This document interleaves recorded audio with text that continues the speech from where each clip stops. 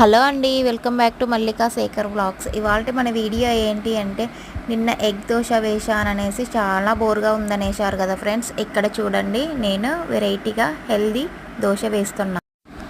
ఇక వీడియో చూసే ముందు వీడియోకు చిన్న లైక్ చేయండి ఫ్రెండ్స్. అలానే ఇంకా మన ఛానల్ ఫస్ట్ టైం చూస్తున్నట్లయితే సబ్స్క్రైబ్ చేసుకోండి ఫ్రెండ్స్.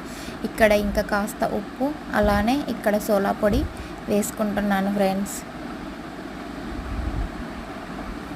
ఇంకా ఇక్కడ చూసినట్లయితే ఇక్కడ చాలా హెల్దీ, ఇంకా పిల్లలకు కానీ పెద్దలకు కానీ ఎవరికైనా బాగా ఉంటుంది ఫ్రెండ్స్. అదేనండి రాగి పిండి అండి. రాగి పిండి చాలా హెల్దీ ఫుడ్ కదండి. అందుకోసం అనేసి దోశ పిండిలో రాగి పిండి ఇక్కడ 4 స్పూన్ల రాగి పిండి తీసుకొని కలుపుకున్నాను ఫ్రెండ్స్. బాగా కలుపుకోవాలి పిండిని.